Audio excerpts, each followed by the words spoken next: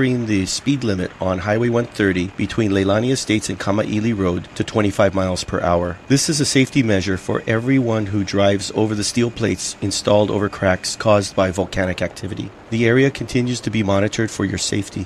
Lava flow crossed into PGV property overnight but has not impacted any wells. A special task force headed by Tom Travis continues to work to make the wells safe and to prevent any threats to the public from developing. There is no hydrogen sulfide detected. The public will be kept informed of the situation. Volcanic gases and VOG emissions may increase in areas downwind of vents in the lower east rift zone. Due to volcanic activity and increased VOG, the following policies are in effect.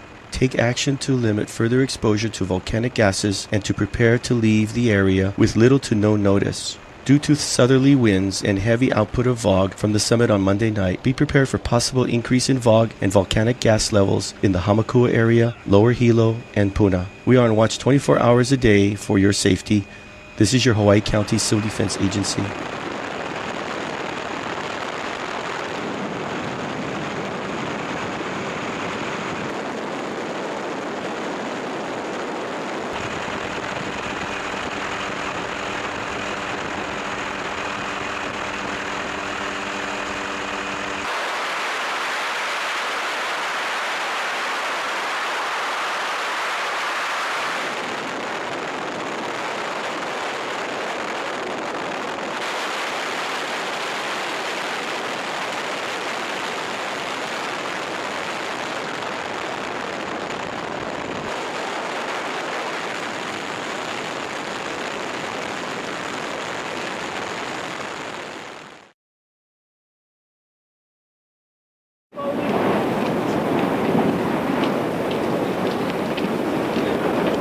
This is a civil defense message for Saturday, May 26 at 10:30 in the morning. Lava flow activity continues in the east rift zone of Kilauea. The flow in Leilani Estates has slowed its advance and is 150 yards from Po'ohiki Road. The flows to the south continue to enter the ocean near Mackenzie State Park. Due to the volcanic activity, the following policies are in effect. Residents close to the active eruption must remain alert to changes in the flow direction and are advised to prepare for voluntary evacuation should their areas become threatened. Areas along Kama'ili Road are experiencing elevated levels of sulfur dioxide. Residents are advised to shelter in place or leave the area. The Pahoa Community Center, Keau Community Center, and SHARE Foundation Church are open. Food will be provided and shelters are pet friendly. Ash masks are being distributed at Cooper Center, Hawaiian Ocean View Community Center, Pahala Gym Annex, Shipman Gym in Keau, and Na'alehu Nutrition Center from 9 a.m. to 1 p.m. today.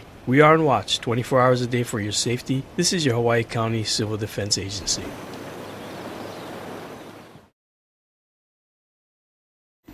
This is a civil defense message for Saturday, May 26th at 6 in the evening. The Hawaiian Volcano Observatory reports the lava flow in Leilani Estates has crossed Pohoiki Road slightly north of the HGPA site. The flows to the south continue to enter the ocean near Mackenzie State Park. Lava is now covering about 2,400 acres or 3.5 square miles. Hale Ma'u crater is producing small bursts of volcanic ash. The ash is slowly being pushed downwind southwest into the Ka'u district. Volcanic gases, VOG, and ash emissions may increase in areas downwind of the vents. Areas along Kama'ili Road are experiencing elevated levels of sulfur dioxide. Due to the volcanic activity, the following policies are in effect. Take action to limit further exposure and be prepared to leave the area with little or no notice if necessary. Ash fallout may cause poor driving conditions. Drive with extreme caution or pull over and park.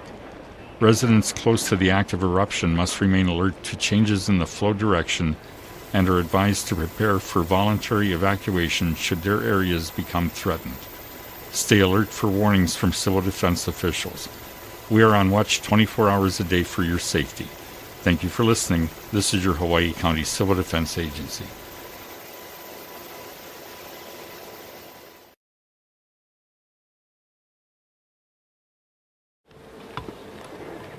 Just thank you for joining us here this afternoon. I just wanted to start by saying that the the Puna Geothermal Ventures site is stable. We believe that we have mitigated any risk to the community. As you may recall, 2.5 weeks ago when I appointed Tom Travis and Mayor Harry Kim to head a task force, we had anticipated that what might happen is that the lava flow would inundate the Puna geothermal facility. And we have been working very hard for the last 2.5 weeks to mitigate that possibility. As we stand here today, that is a possibility, but we believe that the PGV site is safe, that the actions that we've taken to quench the wells, to plug the wells, to make sure that we can control any release of hydrogen sulfide will be contained. So we feel at this point in time that the facility is stable and secure, and we don't anticipate that there would be any issue with the PGV site. As you know, a new fissure 24 has opened, and there are still much activity in the vents, and the lava flows is approaching the PGV site. We are monitoring, and we do expect that that it will be on the site and to the well, to a few of the wells within the next several hours. And with that, I'm open to any questions you might have. And we do have experts who can respond to any specific questions you might have. Governor, for the people down there who, I mean, they hear you folks say, we believe we followed all the right steps. You guys are confident that nothing's going to happen. There's still people who doubt down there. How do they know? Well, I would just say that clearly we monitor the site constantly. We've been monitoring air quality for hydrogen sulfide consistently since this event occurred. And I would like to remind you that the county standard for hydrogen sulfide is 1,000 times stricter than OSHA's allowance for workforce exposure. So we have a very, very high confidence that there is no hydrogen sulfide coming through that facility today, and we will continue to monitor that, and if necessary, we will inform the public if the situation changes.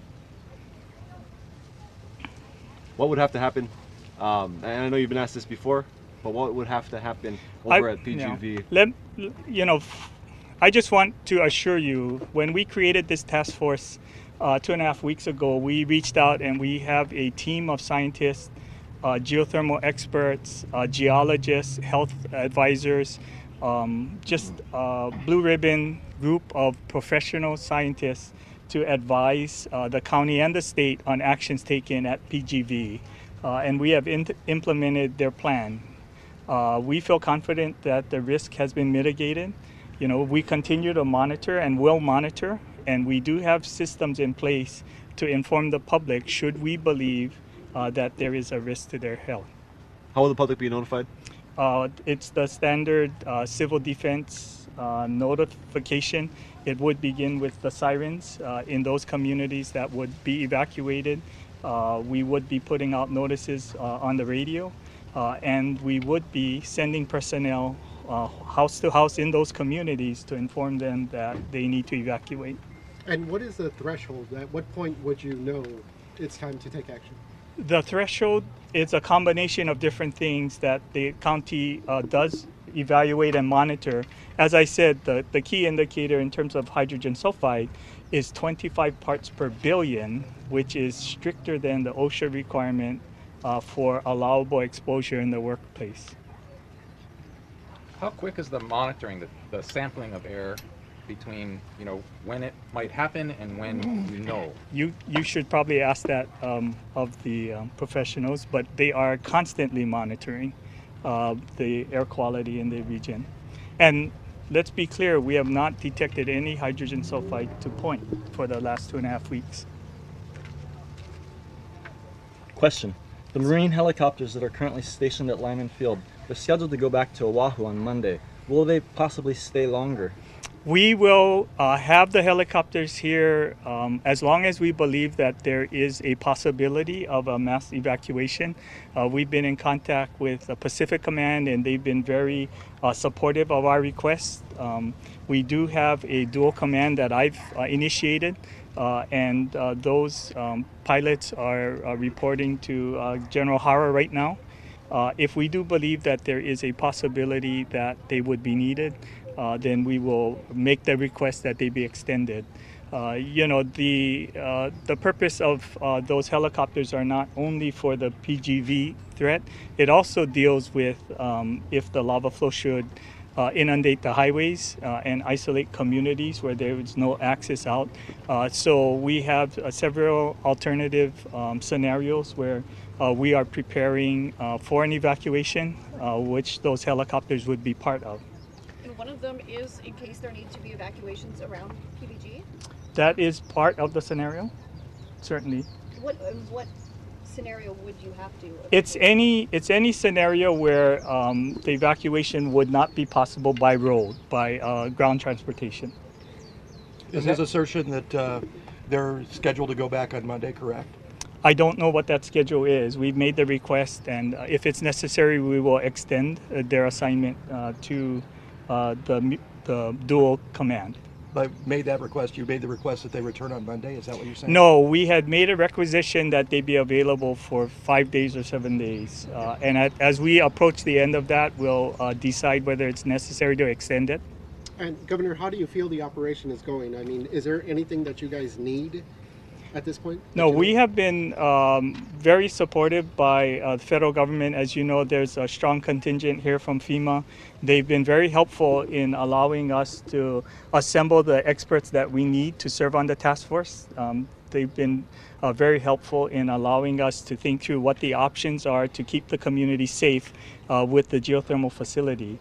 We have not lacked for resources.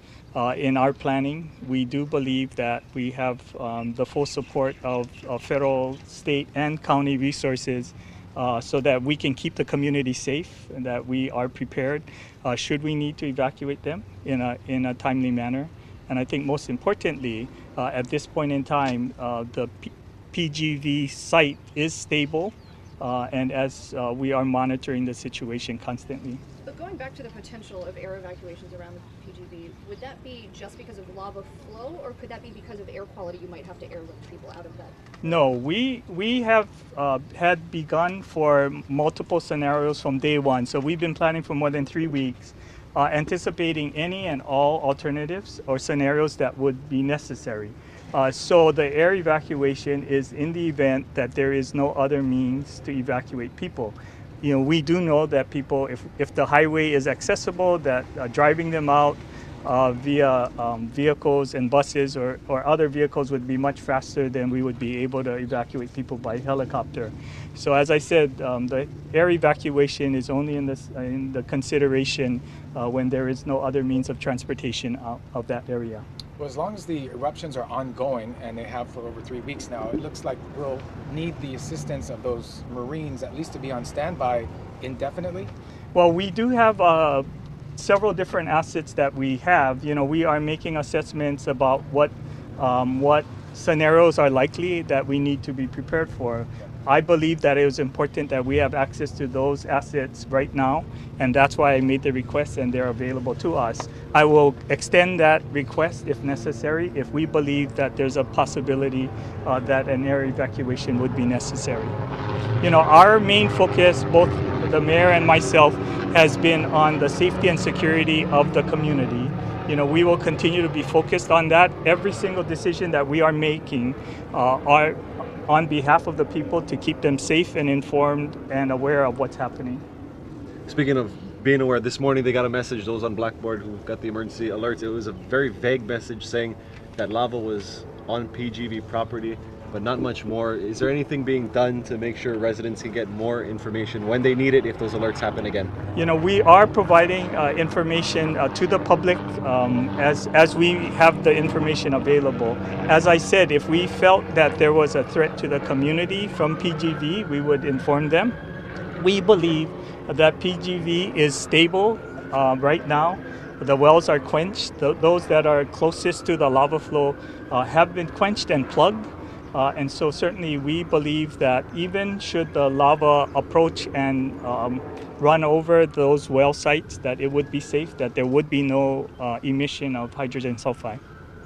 Regarding the mitigation, has that been completed several days ago, or have there other extra things in the last today, yesterday? No, I mean, we actually are working on mitigation events constantly. You know, there are several other sites, wellheads that are further away from the lava flow that we continue to make mitigation efforts on. But we do believe that those wellheads that are closest to the lava flow that would be most at risk have been plugged and would not be a danger should the lava reach them. How many are considered most at risk at this point? No, I will allow Tom Travis to give you that information. I think there are a handful of wells, wellheads that are closest to the lava flow. Have you been given a time frame at the going rate that the lava is advancing? We do, and Tom can probably respond to that. We do monitor it constantly, and we update that estimate. But remember, that estimate is based on the current rate of flow that the lava is moving. It changes constantly, and certainly, you know, we do anticipate that it will occur in the next several hours. But it's hard to pinpoint exactly when that will happen. In the event that communities need to evacuate, what's the mile radius and what communities should be on standby? We will inform the community should there be a need to evacuate, just like we have in the other instances where it was necessary to evacuate people. It would be via a siren, we would be providing information on the radio, and we would have people going house to house to inform them that they need to evacuate the area. Okay, thank you, and I'll turn this over to Tom Travis. Thank you. Hello, I'm Tom Travis. I'm head of the task force that Governor Ige set up, or the leader of the task force. And we have continued to work to make the wells safe and to reduce hazard in the community. We're working with Puna Geothermal Venture, who is doing the operations as they're identified and considered necessary. Are there any questions? Tom, what's the current status of how close that lava is to the wells, those 4 wells? The 4 wells that you're speaking of are the wells on well pad E. I don't know what well pad they're on. Yeah, it's well pad E. The 4 wells are KS5, KS6, KS14, and KS3. I think the lava is approaching or is in contact with well KS6 right now as we speak. So there is currently lava over a well. I don't know that. I said I think. You think, okay. When I stepped out here, it was very, very close, and I think that it's very close to overrunning that well. Now, with your research and your efforts to quench these wells, how confident are you that there won't be a reaction between those gases and the hot lava breaking and encroaching those wells? What makes you so confident about your assessment that they're stable? First of all, we've assembled a team that has a broad range of experience so that we can identify what the hazards to the well are as the lava comes into it. And we developed a strategy which was to quench the well, plug the well, and remove topside equipment from the well so that it produces a low profile to the oncoming lava. And we've accomplished that on all 3 production wells on pad E. All 3 of those wells have been plugged. All 3 of those wells have been quenched. Well, correction, I'll stand back. 2 of those wells have been quenched. We had to do a different kind of plug on KS14. But it is plugged, and all of the wells are presenting minimum interference to the lava. They're all close to the ground and covered so that the lava should go right over them. Is hydrogen sulfide still a possibility, especially when you're talking about KS-14?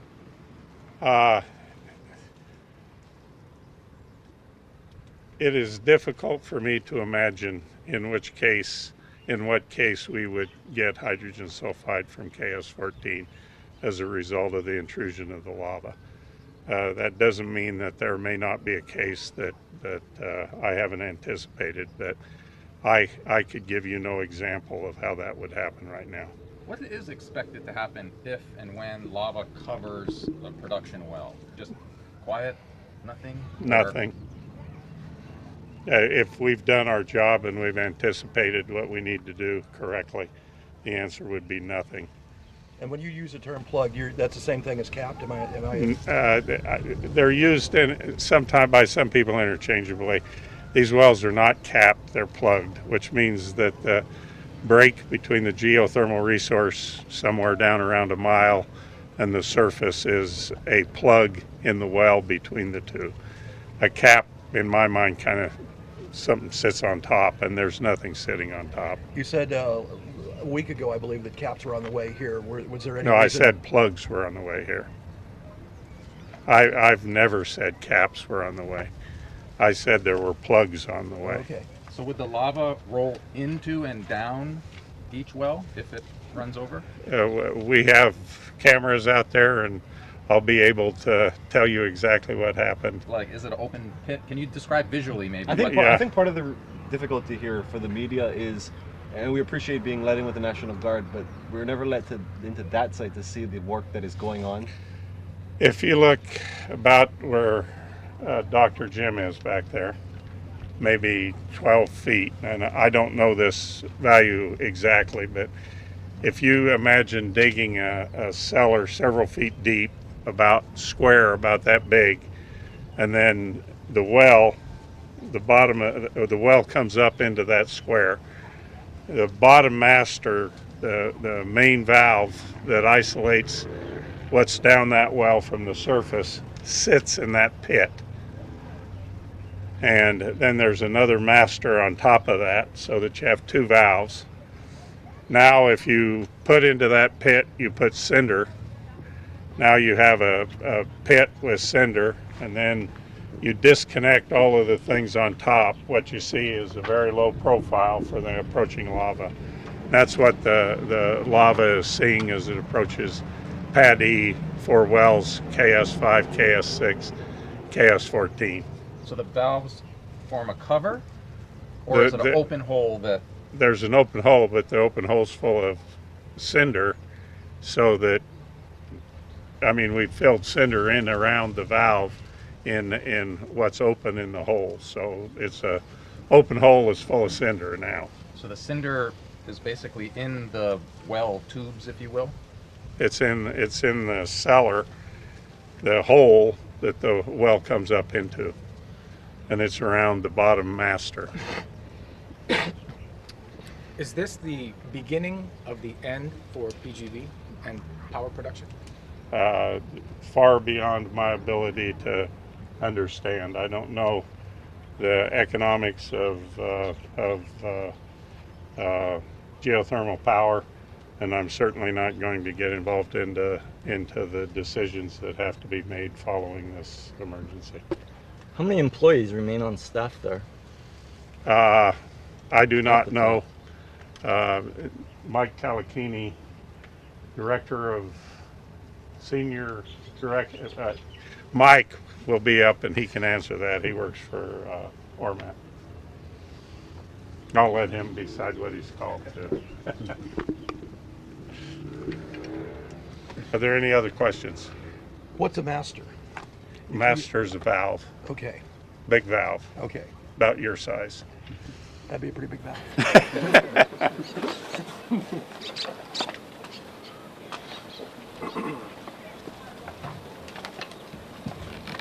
Aloha, everyone.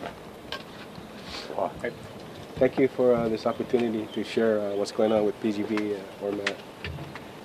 You know, first and foremost, our main message has always been, you know, our heartfelt and sincerest empathy with the folks that are impacted by this eruption. And from our perspective, it's always been about the eruption, and PGB just so happens to be, a facility nearby the eruption. And we've always focused on, number one, safety for our employees and safety for the surrounding communities. To that extent, I'd be happy to take questions. How many employees remain on the plant right now? We have 30 full-time employees. Some of them work shifts because we work around the clock. So on site, there's at least 20 during the daytime, and at night, there's anywhere from 3 to half a dozen. Are you as confident about the safety of the lava going over the wells as what we've heard from the governor so far? I would say I'm exponentially more confident about our wells. Can you elaborate why as to why? Well, when this event started off in early May, we were in close communication with folks from USGS, Civil Defense, the county, including Mayor Harold Kim, and of course the state with the governor. And as soon as we had those increased frequency of earthquakes, we activated our emergency response plan. And one of those scenarios is lava inundation. And as part of that, we made preps in the event that lava would reach our facility. So when Tom Travis spoke about the cinders, the plugs, and capping of the wells and quenching, those steps are all in our procedures. What we're doing to our wells to make it as safe as possible is not uncommon in the geothermal industry. Typical procedures like this are done for maintenance. If you need to change out those master valves, you would install plugs, you quench the well, change out the valves, and then return those valves back to service. So anything that is done to the wells so far can be reversed and wells can be put back into operation theoretically? That's correct. Okay. Yes. Is KS-14 of particular concern because you've not been able to quench that well? No. From my perspective, from PGB Ormat perspective, we've got a sufficient plug that's in there. We would have liked to have put in the metal plug, but we're confident that that plug will maintain its mechanical integrity. What kind of plug is that one? It's a additive called barite. It's like clay. It actually increases the weight of the fluids that we pump down, and with heat, it'll harden. What's barite spelled? B-A-R-I-T-E. Thank you. Mike, are you in agreement with all the terminology being used by the state in regards to this situation? Are they using all the right terms as you see them, capping, plugging, and all that? Yeah, I can help explain that. So when folks refer to capping, for us, it means you close the master valves, the main supply valves. That you can refer to as capping. Quenching, essentially, is just pumping fluids down into the wells that are producers because they typically have pressure at the surface. So you want to reduce that pressure. Just like my example earlier, if we wanted to change out those master valves, we'd have to reduce that pressure, or else we wouldn't want to just take the valve off and you'd have emissions to atmosphere. So capping is closing of the valves. Plugging would be installing the mechanical plug or the barite plug. So Tom said they weren't capped. So there may have been a misunderstanding. Capping, from our perspective, not Tom's, is when those valves are closed. It's capped. What do you refer to as the cinder layer? Protection. For added extra protection. Added protection. Yeah. The idea is you fill up the cellars. The lava comes by. It won't fill the entire cellar. It'll just move over and then minimize any lava going into the well cellar. Is the assumption if the lava were to overtake that property and cover those wells that it would just basically trap everything that is in those wells indefinitely, I assume, unless you were to re-drill? Right. So, our wells are designed specifically with the idea that perhaps one day we'd like to recover it. The design in the cellar is a perfect example. So our plans have always been, if you look at our emergency response plan, if there is this event like we're experiencing now, you fill up the cellars with cinder, the lava comes over, you disassemble, and then later on we determine and decide whether we go and recover those wells. Those wells have GPS coordinates. So that's one method of recovering if we decide to do so in the future. I asked Tom, but maybe you have a better idea of how close or if it already overran one of the wells? It was right next to the well earlier when I spoke with the guys on location. So it looks like if it continues, if the flow continues, it'll probably cover the well. And just one, or is it on path for the rest of the 4? Are they all in line where I mean, it could go anywhere. Yes. You can't predict that, but in the path that it is going, would it hit the others? There's another 100 feet away. Okay, so they're spaced out. They're spaced out about 100 feet apart. And then after those 4, where are the other? The other wells are on a different pad. We call it well pad A. It's about maybe 500 yards to the south and about 50 feet higher in elevation. When you say they're right next, or the lava is right next to the well, I mean, are we talking 20 feet, 10 feet, 5 feet, 100 feet? Right next, like you and I. Okay, so we're talking about 6 feet. Yeah, a couple feet. Yes. Wow. So tonight we'll see some lava on there, but again, I just want to emphasize from our perspective, from PGV and ORMAT, that the wells, the mechanical, we don't anticipate any compromise of the well's mechanical integrity. We don't anticipate any emissions of H2S from our geothermal wells. Should that not be correct, should the integrity of the wells be compromised, is KS-14 at higher risk of producing H2S into the community? I don't think KS-14 has higher risk. All production wells have similar risk. What is the non-production well number? 3, KS3. It's an injection well. Do you folks have any cameras that stream, or is it just you call your workers down there and they give you the update? We have cameras. We don't stream them. It's for internal use, mostly security and just monitoring of the plant. So yeah.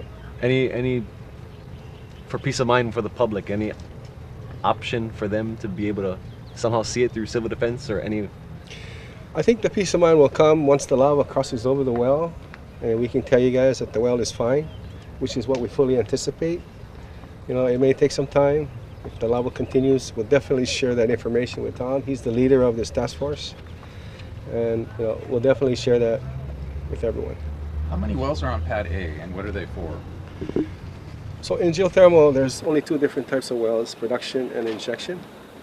On pad A, there are 2 production wells and 3 injection, 3 production and 3 injection. And with that, with E, that's everything, well-wise? There's one more on well pad B. It's 150 feet higher elevation. But those valves, when you say you cap it, right? We'll close the valve. You close the valve. Are those valves built to withstand 2,000 degree lava? Definitely. Yeah. So, you know, from our perspective, all of our design criteria and our studies, the valves themselves will protect the wells. Okay. We're confident in that. But you know, with the teamwork with Tom Travis, the governor, the mayor, we felt it prudent to step it up another level and to do the quenching and to install those plugs that we installed. Are there any other wells besides KS-14 that are showing any signs of activity, if you will? We've had another well that had lower pressure, but we've got a pretty good handle on that. We're getting ready to put a plug in that one also. Is that on the same well pad? Well pad A. Okay. Yeah. Which well is that? It's KS9. Okay, thank you.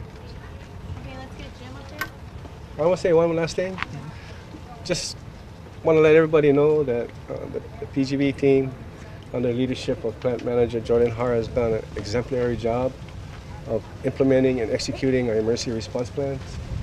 And also just to let everyone know that our corporate leadership, all the way up to our CEO, Isaac Angel, has spared no resources and whatever we need to ensure the safety of our employees and to ensure the safety of the community. Thank you. Thank you. Thank you for explaining that. Yes. This is a civil defense message for Sunday, May 27th at 7:45 in the evening. Leilani Estates residents on Nohea Street and Luana Street between Leilani Avenue and Kahukai, and on Kupono Street between Malama Street and Leilani Avenue need to evacuate immediately due to a fast-moving lava flow from Fissure 7. Again, Leilani Estates residents on Nohea Street and Luana Street between Leilani Avenue and Kahukai, and on Kupono Street between Malama Street and Leilani Avenue need to evacuate immediately due to a fast-moving lava flow from Fissure 7. Shelters are open at the Pahoa Community Center, Keao Community Center, and the SHARE Foundation Church. Shelters are pet-friendly. Thank you for listening. This is your Hawaii County Civil Defense.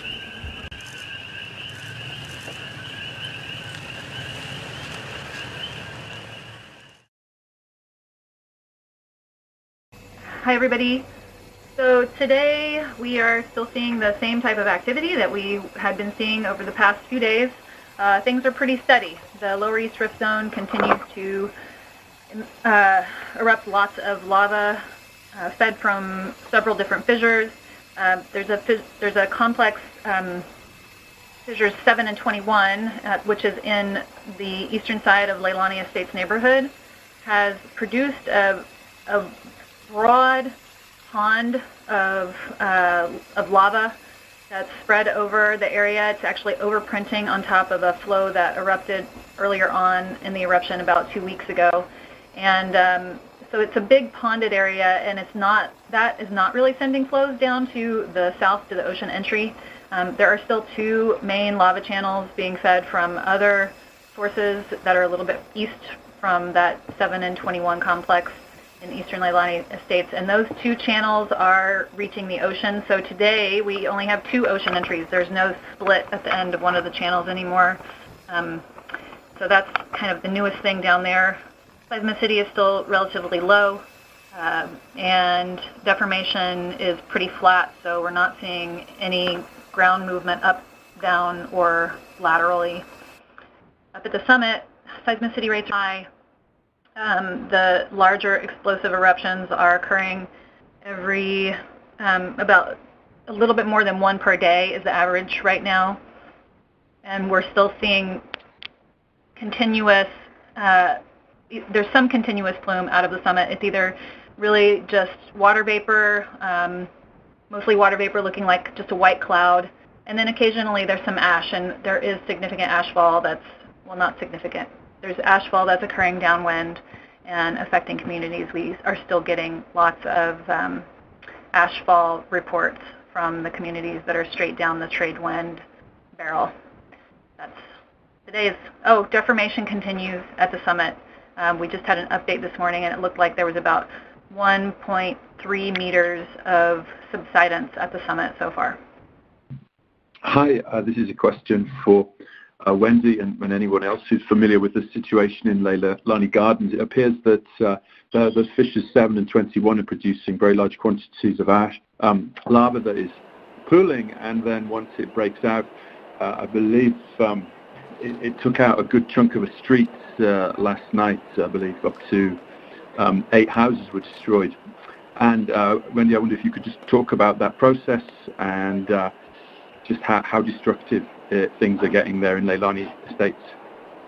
I can talk a little bit about it. I don't know the number of structures that were destroyed overnight or since Fissure 7 has become active.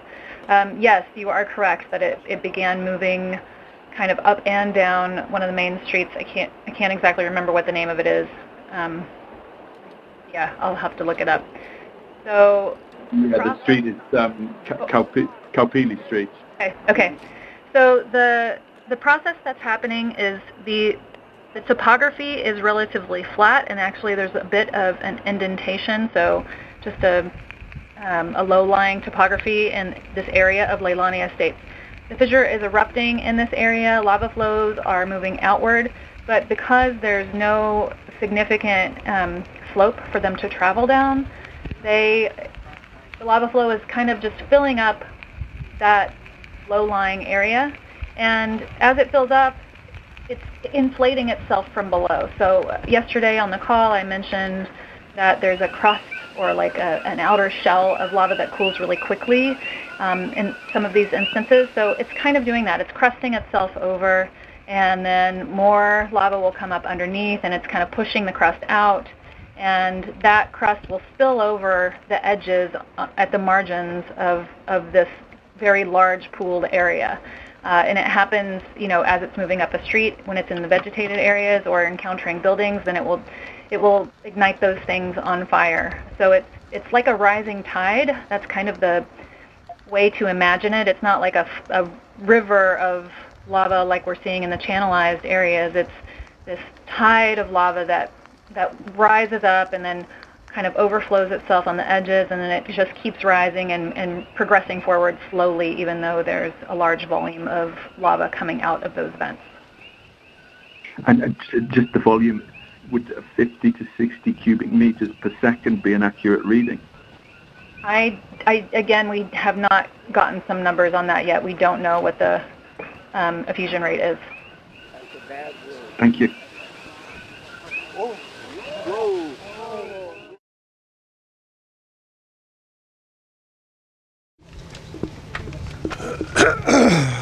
Hi, Jim Kilauea, U.S. Geological Survey's Hawaiian Volcano Observatory. I'll do a quick summary of what's happening. Vents 8 and 16 have reactivated. 22 and 13 are still the main southbound channels going into the two ocean entries, although that has been quite weak today. The biggest producer is vent 7, and from vent 7 there are two main channels. The north channel goes towards PGV property, and the south channel will turn around and go south, possibly making a new ocean entry sometime in the next day or two, if it continues. The PGV, the lobe that went towards PGV stalled early this morning about 6 or 7 o'clock. It was relatively stable for most of the day, and then it started to reactivate with new lava from vent 7 about the middle of the afternoon, or a little earlier than maybe about lunchtime. I was very slow beginning, but the lava flow did start to advance again. That's why we're not there physically, and our drone team was pulled off just before to do another commitment. So we don't know exactly where the lava flow is on pad E that you were asking about. But we do know that the flow is advancing across pad E from basically west to east. There is another lobe of that flow that is going to the northeast, north of Pu'uhonua'ula, and it is making some progress towards Highway 130, which is on the other side of the PGV property. At the summit, we have had almost continuous emissions of ash, with one event that went up to about 10,000 feet around noon. The summit is still deflating. The lower east rift zone is quite stable in terms of expansion and earthquakes. Gases in both areas, gas emission rates are quite high in both areas. I think our figure is up to 3 times what the initial gas emissions were for the lower east rift zone fissures. And even at the summit, emissions are still quite high. Any questions? Can you tell us about Fissure 24? Oh, yes. Is there no lava coming out of that? The news star. Fissure 24 was noticed this morning. It was actually a rather slow output. It was going into filling a pre-eruption crack in Leilani Estates. It was certainly well overshadowed by vent 7 and the big fountains there, which achieved almost a 200-foot elevation above the ground. It's been very dramatic. You can actually see that fountain very clearly on our one of our East Rift Zone cams. It's called the PG cam. But Fissure 24, we don't expect it will probably last very long. It was very slow beginning. Sorry, no. And did lava come out of that? It did, but it was kind of pasty, and it just flowed into a crack that wasn't more than about 100 yards away. And the crack was pre-existing, so it was a fairly wide crack. Any other questions? Fissure 7, any estimate on a number of the amount? Sorry, yeah, down there, an amount coming out. At what rate? It's a tough area to be in. We don't go up on the flow up to the channel because of the danger that there may be a little overspill or something that might trap us up there. So we're staying, on the pre-eruption ground, getting what we can, views and angles and things to try to determine, for example, the lava fountain heights. But no, we so far don't have an estimate. I think we had one 3 days ago. It was just for the area covered by lava, which was about, as I remember, 3.4 square miles. I'm sure it's larger now. Any other Is there an questions? estimate how far the lava from flow 7 is to Highway 130? No, she just asked that, I believe. Did I? Yeah. 132. Oh, Yeah. 132. Yeah.